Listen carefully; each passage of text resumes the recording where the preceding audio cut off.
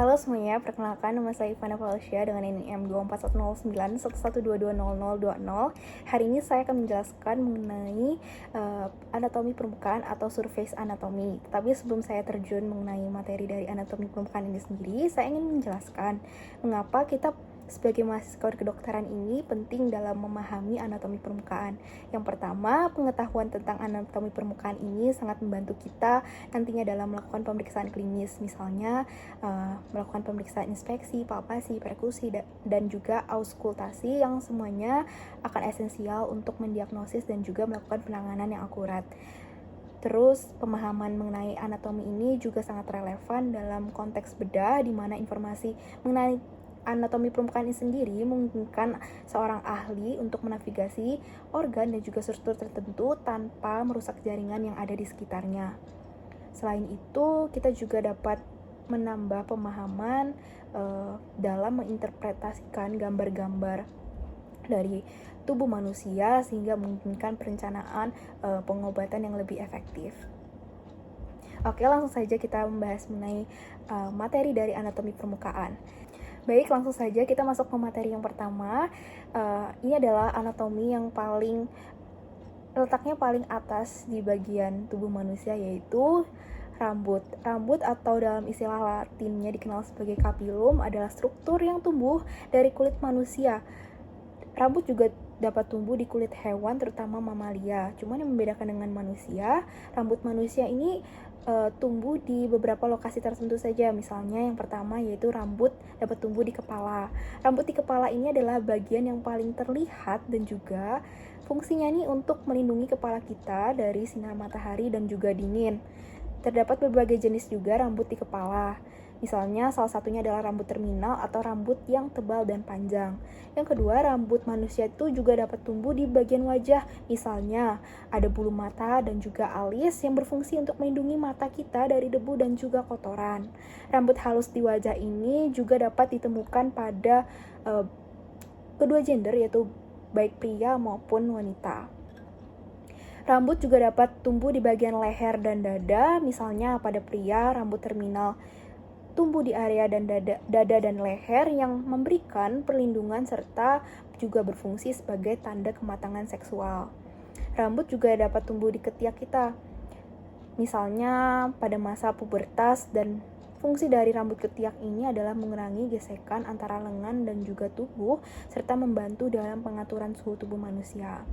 Rambut juga dapat tumbuh di bagian area genital, misalnya organ reproduksi wanita dan juga organ reproduksi pria yang berfungsi untuk melindungi kulit sensitif serta membantu dalam pengaturan suhu tubuh.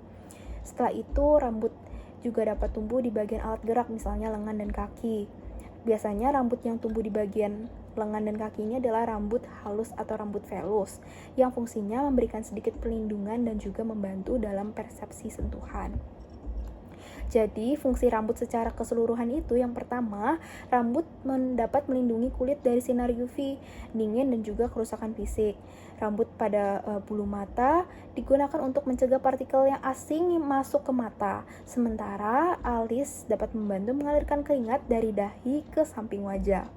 Rambut juga berperan penting dalam mengisolasi tubuh untuk menjaga suhu tetap stabil dan juga mengurangi kehilangan panas. Rambut juga menjadi salah satu fungsi sensorik karena rambut memiliki ujung saraf yang sensitif yang dapat mendeteksi sentuhan ringan, memberikan informasi kepada otak tentang lingkungan sekitar. Rambut juga berperan penting dalam estetika dan juga identitas. Setelah itu, rambut juga mengalami 3 fase dalam siklus pertumbuhan. Yang pertama itu ada fase anagen atau pertumbuhan, yang kedua ada fase katagen atau transisi, dan yang ketiga ada fase telogen atau istirahat. Setelah kita membahas mengenai rambut, kita akan melanjutkan pembahasan kita menuju organ hidung. Hidung adalah organ penting dalam sistem pernapasan manusia yang berfungsi untuk menghirup udara luar, menangkap aroma, dan juga menyaring partikel asing. Secara garis besar, hidung sendiri terbagi dari 2 bagian utama. Yang pertama, ada hidung bagian luar atau eksternal dan juga rongga hidung bagian dalam. Hidung bagian luar atau eksternal ini terdiri dari beberapa komponen. Yang pertama, ada Dorsum nasi atau batang hidung. Batang hidung adalah bagian hidung yang menghubungkan hidung dengan dahi. Terus ada bagian ujung hidung atau apex. Apex ini memiliki 2 lubang yang disebut dengan nares anterior atau lubang hidung. Kemudian ada struktur ala nasi. Ala nasi ini membentuk sisi-sisi dari lubang hidung. Kemudian ada columella. Columella ini adalah jembatan yang memisahkan kedua lubang hidung. Selanjutnya ada juga septum nasi yang merupakan dinding pemisah antara rongga hidung kanan dan kiri yang tersusun atas tulang rawan. Selanjutnya ada bagian dari rongga hidung atau nama latinnya cavum nasi. Rongga hidung sendiri dibagi menjadi 2 bagian, kanan dan kiri yang terpisahkan oleh septum nasi. Bagian dari rongga hidung ini juga terbagi dari berbagai komponen. Yang pertama yaitu nasal vestibule. Nasal vestibule ini adalah ruangan pertama setelah nares anterior yang dilapisi oleh epitel berambut halus atau silia yang membantu menyaring partikel besar. Selanjutnya ada juga struktur konka yang terbagi menjadi 3 jenis. Ada konka superior, media, dan juga inferior yang merupakan lekukan di dinding lateral rongga hidung. Konka sendiri berfungsi untuk memperbesar permukaan area dan juga membantu menghangatkan serta melembabkan udara yang masuk. Selanjutnya ada bagian meatus. Meatus ini adalah ruang sempit di antara konka. Meatus ini juga dibagi menjadi 3 jenis yang sama dengan konka, yaitu superior, media, dan juga inferior. Fungsi dari meatus ini adalah sebagai saluran untuk aliran udara dan juga tempat keluarnya sinus. Selanjutnya, hidung memiliki membran mukosa yang menghasilkan lendir. Lendir ini juga memiliki fungsi, misalnya menangkap partikel asing seperti debu dan kotoran, serta mengatur kelembapan udara yang masuk ke paru-paru. Fungsi hidung secara keseluruhan ini yaitu sebagai organ pernafasan. Hidung juga berperan penting dalam menyaring partikel asing dari udara seperti debu, kotoran, dan juga mikroorganisme. Hidung juga dapat menghangatkan dan melembabkan udara sebelum mencapai ke paru-paru. Hidung juga salah satu sebagai dari indera kita, yaitu alat indera penciuman, karena memiliki saraf olfaktori yang letaknya itu di bagian atas rongga hidung dan bertanggung jawab untuk mendeteksi bau. Hidung juga memiliki fungsi dari sisi imunologis karena seperti yang saya jelaskan tadi, hidung itu memiliki lendir. Lendir ini kemudian mengandung antibodi yang dapat membantu kita untuk melawan infeksi. Selanjutnya, hidung juga berperan penting dalam resonansi suara pada saat kita berbicara atau bernyanyi. Selanjutnya, kita akan melanjutkan materi kita untuk membahas anatomi mata. Secara umum, mata ini dapat dibagi menjadi 3 bagian utama, yaitu bagian depan, bagian tengah, dan juga bagian belakang. Karena kita tuh hanya membahas tentang anatomi permukaan, jadi saya hanya menjelaskan mengenai bagian depan mata. Bagian depan mata ini terdiri dari beberapa komponen. Yang pertama yaitu ada kornea. Kornea ini adalah jaringan transparan yang berbentuk kubah yang melindungi bagian depan mata dan berfungsi untuk memfokuskan cahaya yang masuk. Kornea juga memberikan sekitar 65-75% kekuatan fokus mata kita. Bagian depan mata juga terdiri dari iris. Iris adalah bagian berwarna dari mata yang fungsinya mengatur jumlah cahaya yang masuk melalui pupil dengan cara mengubah ukuran pupilnya sendiri. Warna dari iris ini juga ditentukan oleh pigmen melanin dari setiap manusia. Selanjutnya ada pupil. Pupil ini adalah lubang di tengah iris yang mengatur jumlah cahaya yang masuk ke dalam mata. Pupil ini dapat melakukan pembesaran atau dilatasi dan juga mengecil atau konstriksi tergantung pada kondisi pencahayaan yang ada. Selanjutnya ada bagian sklera. Sklera ini adalah bagian putih dari mata yang melindungi dan memberikan bentuk pada bola mata.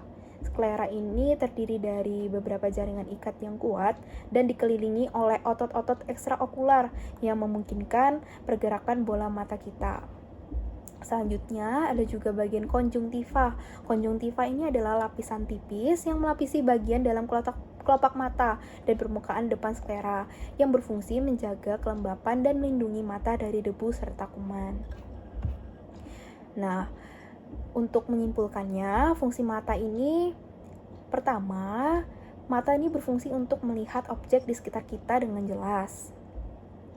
Yang kedua, Mata dibantu oleh iris dan pupil yang bekerja sama untuk mengatur jumlah cahaya masuk ke dalam mata serta melindungi retina dari paparan cahaya yang berlebih. Selanjutnya, mata juga memungkinkan kita untuk melihat detail halus dan warna dengan jelas yang nantinya penting untuk aktivitas sehari-hari kita, seperti kita membaca buku atau mengenali wajah seseorang. Setelah itu, mata juga dapat membantu kita dalam merespons lingkungan dengan cepat, seperti menghindari bahaya atau mengenali objek yang bergerak. Selanjutnya, kita akan membahas mengenai organ-organ yang terdapat dari bagian abdomen manusia. Yang pertama yaitu ada organ jantung atau core. Struktur dari jantung sendiri terdiri dari 4 ruang. Yang pertama yaitu ada atrium dextra yang menerima darah deoksigenasi dari tubuh melalui vena cava superior dan juga inferior. Selanjutnya ada juga bagian atrium sinistra yang menerima darah kaya oksigen dari paru-paru melalui vena pulmonalis.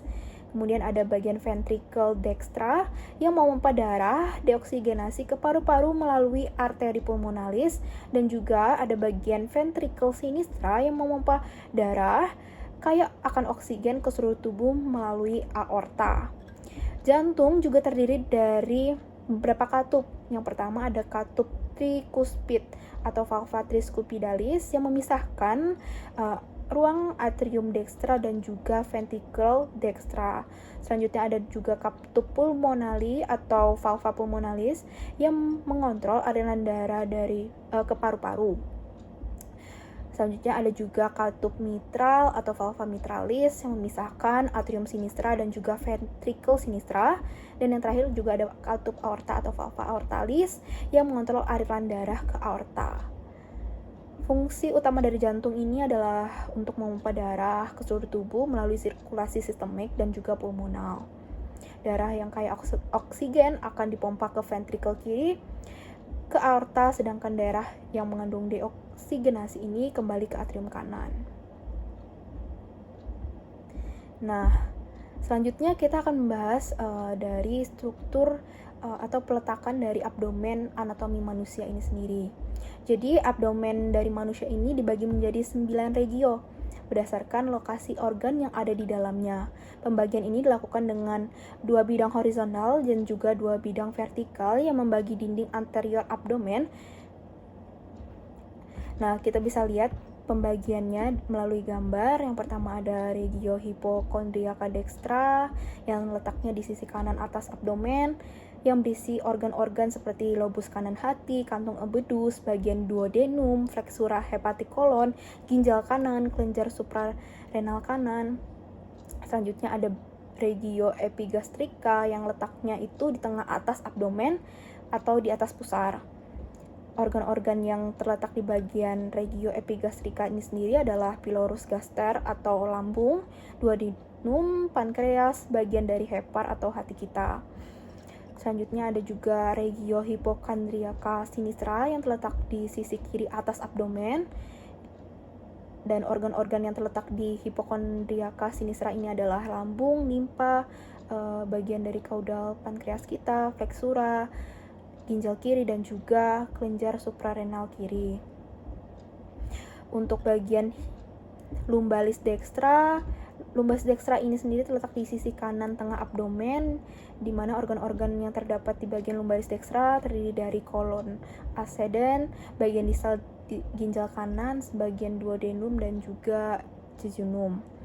Kemudian ada bagian umbilikal yang letaknya di tengah abdomen sekitar pusar, yang diisi oleh organ bagian bawah duodenum, jejunum, dan juga ileum atau usus halus. Kemudian ada bagian lumbalis sinistra yang letaknya di sisi kiri tengah abdomen, di mana diisi oleh organ-organ kolon descendens, bagian distal ginjal kiri, dan juga sebagian jejunum dan ileum. Kemudian ada bagian ketujuh yaitu bagian inguinalis dextra yang letaknya di sisi kanan atau bawah abdomen.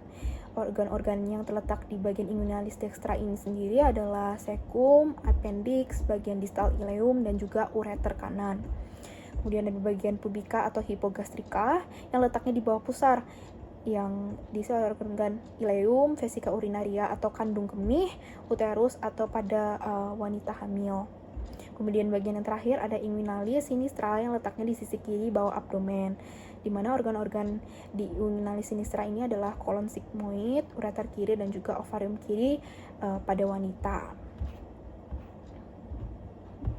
Selanjutnya, kita akan bahas mengenai anatomi reproduksi. Tentunya dalam manusia itu dibagi menjadi dua, ada reproduksi pria dan juga reproduksi wanita. Yang pertama saya akan bahas mengenai reproduksi dari pria. Yang pertama terdapat penis. Penis ini adalah organ utama untuk berhubungan seksual dan juga pengeluaran urin. Bagian dari penis ini tersendiri adalah ada akar atau radix. Akar ini menempel pada dinding perut dan juga ada batang atau korpus yang terdiri dari 3 jaringan erektil. Yang pertama ada jaringan corpora cavernosa, yang kedua ada jaringan corpus spongiosum, dan yang ketiga adalah kepala atau glans. Kepala ini sendiri adalah ujung penis yang berbentuk kerucut yang memiliki lubang uretra untuk keluarnya urin dan juga sperma. Kemudian ada bagian skrotum. Fungsi dari skrotum ini adalah untuk melindungi testis dan mengatur suhu untuk produksi sperma. Struktur dari skrotum ini adalah berupa kantung kulit yang menggantung di belakang penis yang memiliki otot untuk mengatur posisi testis berdasarkan suhu lingkungan. Kemudian kita akan bahas mengenai anatomi reproduksi wanita. Yang pertama ada vagina.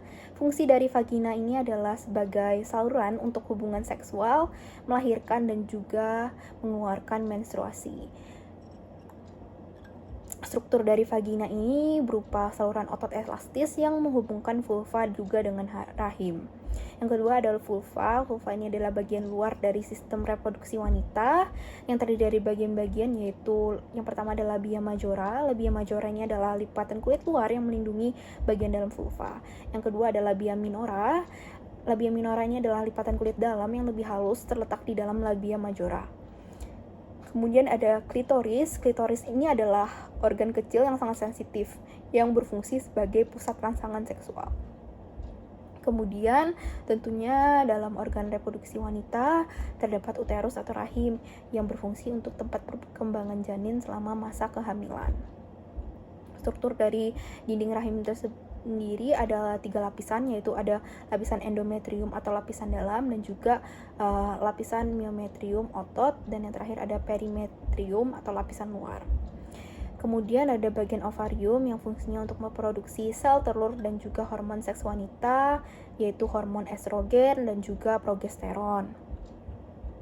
Strukturnya itu seperti 2 organ yang berbentuk almond yang terletak di sisi rahim.